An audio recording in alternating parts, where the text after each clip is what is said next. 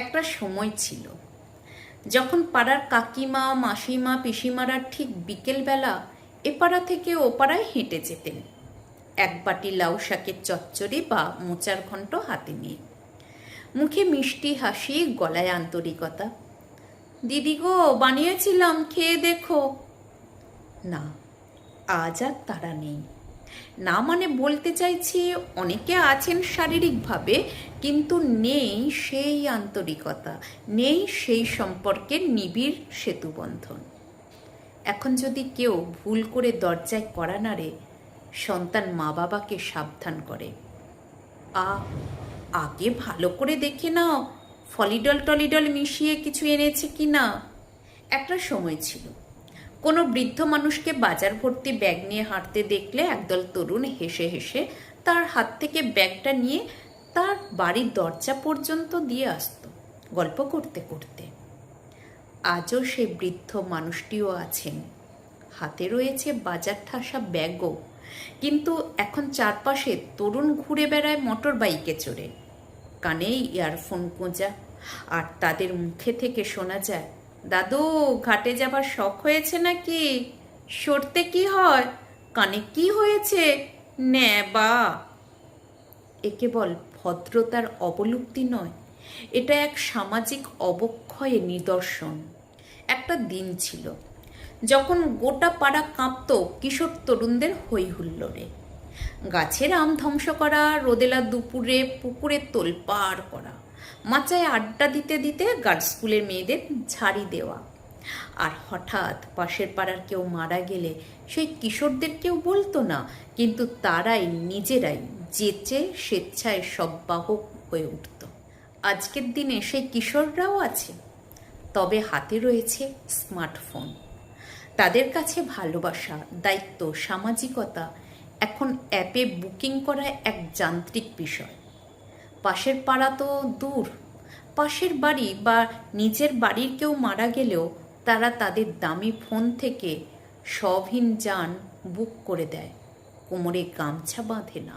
আগেকার নেতারা কার নয়, ফুটফুট করা বুলেট নয়, স্রেফ সাইকেল, না হলে পায়ে হেঁটে ঘামে ভেজা পাঞ্জাবি আর ব্যাগ কাঁধে। ভোটের সময় নয়, এমনি মাঝে মাঝে নরম বিকেলে দুয়ারে দুয়ারে এসে জানতে চাইতেন, মেজ মেয়েটার জ্বর কমেছে তো? ডাক্তার কি বলছে? সবজি চাষে মাজরা পোকা কতটা ক্ষতি করছে? বড় ছেলেটা ডিভিশনে খেলতে যাচ্ছে তো? ঢকঢক করে কাচের গ্লাসের জল খেতেন, সঙ্গে দুটো বাতাসা, তৃপ্তি করে।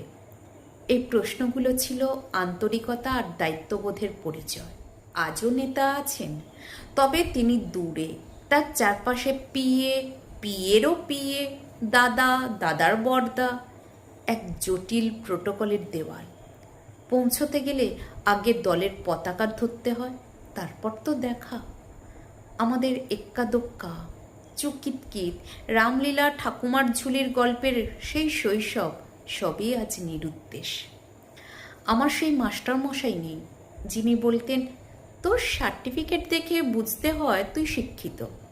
সেই সার্টিফিকেটের মাথায় মারি ঝাঁটার বাড়ি। আজকের শিক্ষা কেবল নম্বর, কেবল গ্রেড, কেবলমাত্র একটা রেজাল্ট। হারিয়ে যাচ্ছে পাড়ার মাচায় সন্ধ্যার আড্ডা, যেখানে পিকাসো থেকে রবীন্দ্রনাথ, নন্দীগ্রাম থেকে কালীঘাট নিয়ে তরতাজা আলোচনা। এখনকার মাচা মানে ফাঁকা জায়গা, অথবা সেটাও নেই। সেখানে এখন পার্কিং কিংবা ফ্রি ফায়ার বা পাবজির আসর।